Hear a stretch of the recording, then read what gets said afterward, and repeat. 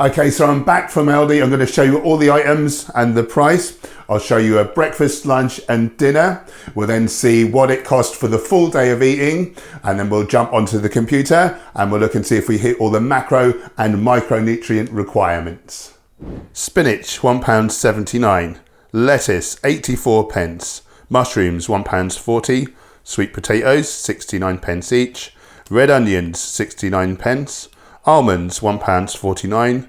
Mandarins, 93 pence.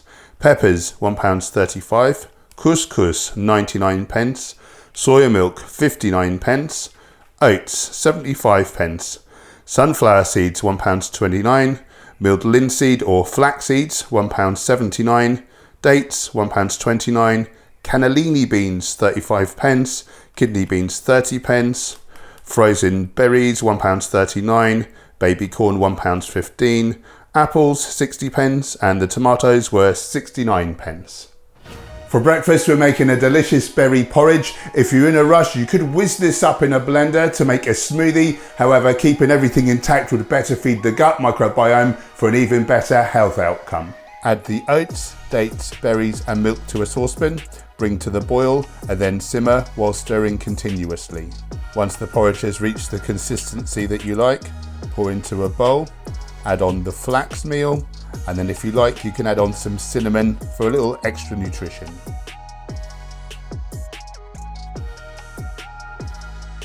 For lunch, we're having Oriental steam fried beans and vegetables with couscous. Add hot water to your couscous, cover and set aside. Steam fry all your vegetables, save for the spinach, in a little water, stirring continuously and adding a little more water at a time as necessary. Add in your spinach and the beans. Keep cooking until the spinach is wilted. A minute before the end of cooking, add in herbs and spices of your choosing. I went for a tablespoon each of dried coriander, chili flakes, garlic powder and Chinese 5 spice. Just before serving, I also added in a tablespoon of soy sauce. I served mine with some cinnamon spiced apples and sprinkled sunflower seeds on top of both dishes. For dinner, we're having sweet potato fries with a delicious bean dip, served with a side salad. Preheat your oven to 250 degrees Celsius. Chip your sweet potatoes. Add herbs and spices of your choosing. I went for smoked paprika. Cook those in the oven for 40 minutes, flipping halfway through. To a blender, add a splash of water, your cannellini beans, a tablespoon of apple cider vinegar, the almonds, and any herbs and spices of your choosing. I went for half a teaspoon of mustard and onion powder, a teaspoon of garlic powder, a teaspoon of turmeric and salt and pepper to taste. Blitz until smooth. I served mine with a salad of lettuce, tomatoes and onion, and there was a mandarin for dessert. So the breakfast came out to £1.16, the lunch was £1.73, and the dinner an extortionate £1.12. Not too bad, I think you'll agree. So the total for the day would be £3.99. Now this was for an average male based on 2,500 calories. So for a female, obviously, on average, going to be 20% cheaper. So for the week, for a male, £27.93 if you want to eat like that every day. For a female, £22.34. Now let's see if we hit all the micronutrient requirements. So we're on the free Cronometer app. I've inputted all the foods and the quantities. You'll see here I've put whole wheat pasta in place of couscous. Simply the couscous didn't have all the nutrients listed. This happens sometimes on this app. Same for cannellini beans, navy beans is basically the same thing, but that's actually got the nutrients listed down for those. So we've got 2,500 calories, 15% protein, 15% fats, 70% carbohydrate.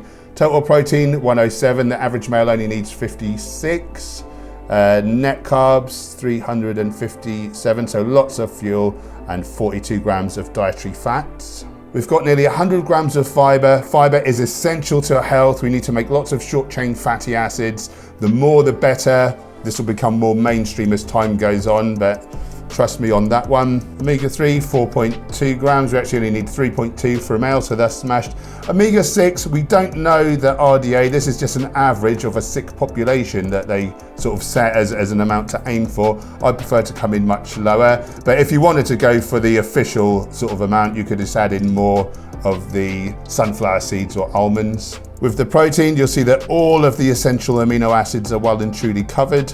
Onto vitamins, B vitamins, you'll see we've smashed the vast majority. Of course, B12, that is from bacteria. So the B12 in here is actually supplemental and was in the milk. 38% of Americans are reckoned to be B12 deficient. So it's a thing that everyone should supplement in my view. Choline, 66%. Now again, like omega-3, this is not an RDA, this is like an arbitrary number. We don't actually know how much choline we need. We know that 50 milligrams is too little for most people. We know that 500 milligrams is enough for most people. Now, excess choline is actually turned into trimethylamine by pathogenic gut bacteria, which oxidizes in the liver, creating trimethylamine oxide. It raises risk for heart disease, certain cancers, diabetes. It's to be avoided. So for me, I shoot for around 300 milligrams.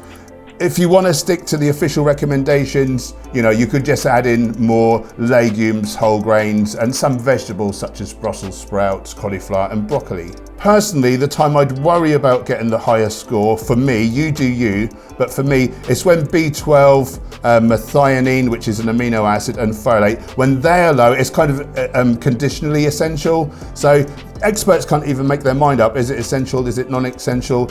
Looks to me as though it's kind of conditionally essential. Speaking of folate, we've smashed the granny out of that. Vitamin A, this is not retinol, this is not the animal version, so some people worry about that. No, don't look at that. You need to look at retinol activity equivalent, and we're looking for at least 900 micrograms for a male, 700 for a female. You'll see that this is well and truly smashed. It's not a toxic dose though, so you don't need to be concerned. Vitamin C, over 300% of our RDA. Vitamin D, of course, we should be getting from the sun. Most omnivorous eaters, they get up to 130 IUs a day. Really, we want to look for about 2,000 for your average male. So it's essential for vegans and non-vegans. Vitamin E, over 100%, and the vitamin K as well, 537% of our RDA. Onto minerals, calcium, copper, iron, magnesium. We've dealt with those more than well enough. Manganese is actually saying it's slightly naughty. In fact, just from the plant version, this is fine. I wouldn't add in an artificial synthetic version on top. This is one reason why I don't recommend multi-nutrients, but that's fine if it's only from plants. Phosphorus, potassium, selenium, sodium, and zinc, all well above 100%. The one important thing that Cronometer doesn't track is iodine. So for this reason, I would add in half a teaspoon of dulse or arame flakes or 1.5 sheets of nori. That's your iodine for the day. Other than that, you can see we've smashed all those nutrients for, let's be honest, pennies a day. I think a vegan diet is very doable, very, very healthful, and very cheap. Now click this.